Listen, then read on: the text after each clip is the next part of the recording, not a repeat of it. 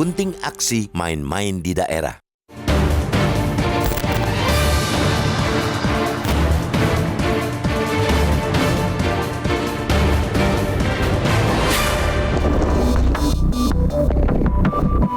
Borok pemerintah daerah dikuliti habis-habisan oleh Menteri Dalam Negeri Tito Karnavian dalam Rapat Koordinasi Nasional APBD 2024 yang digelar di Jakarta Rabu 19 Desember lalu. Mulai dari gemar melakukan perjalanan dinas, tidak efektif dalam penggunaan anggaran pencegahan stunting, hingga maraknya orang titipan bercokol di badan usaha milik daerah atau BUMD. Mendagri kemudian mengingatkan kepala daerah untuk tidak lagi main-main dengan duit rakyat. Pernyataan Mendagri itu sungguh benar, teramat benar, karena prinsip dasar pengelolaan anggaran daerah seharusnya berorientasi pada kemakmuran dan kesejahteraan masyarakat, bukan malah demi mengenyangkan perut pejabat.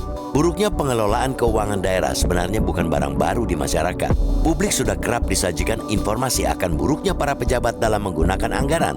Setahun silam misalnya, viral bantuan makanan untuk balita stunting di Depok, Jawa Barat dengan anggaran 4,9 miliar rupiah hanya berisi tahu dan nugget.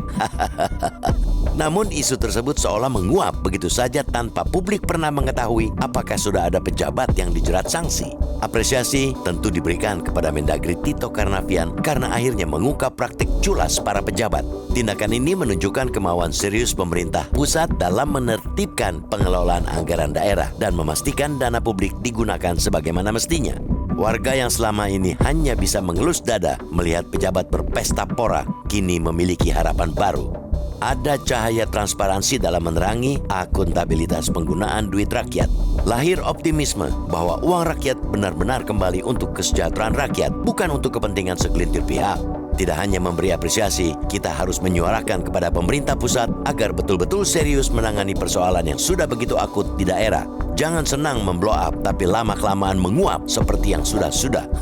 Transparansi dan pengungkapan praktek buruk di daerah memang langkah penting, tetapi konsistensi dan keberlanjutan penanganan adalah kunci agar tidak berhenti pada wacana semata. Kita juga layak mengapresiasi daerah-daerah yang telah menerapkan tata kelola yang baik, bahkan sangat baik, transparan, dan akuntabel.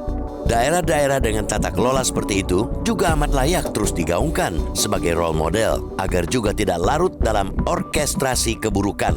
Tito jelas bukan orang baru di pemerintahan. Ia pertama kali menjabat sebagai Mendagri pada 23 Oktober 2019 di bawah pemerintahan Joko Widodo Ma'ruf Amin.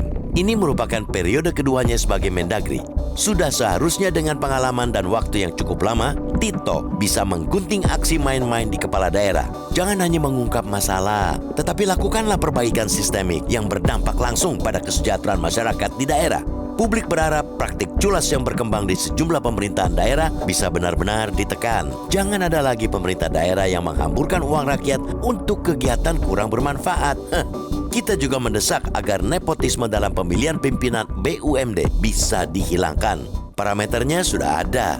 Sejak tahun 2004 sampai 2024, KPK mengaku telah menangani 168 perkara tindak pidana korupsi di lingkungan BUMN dan BUMD. Kalau ternyata dalam 1 tahun ke depan tidak ada penurunan perkara oleh lembaga anti rasuah, sudah barang tentu belum ada aksi nyata dari pemerintah pusat. Tito juga harus serius mendatangi daerah yang pertumbuhan ekonominya tidak bergerak.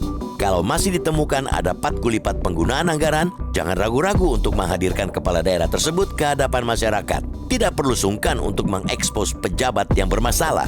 Teruslah buat terobosan memakmurkan daerah. Jangan biarkan harapan baru di era Prabowo Subianto kembali layu seperti yang sudah-sudah.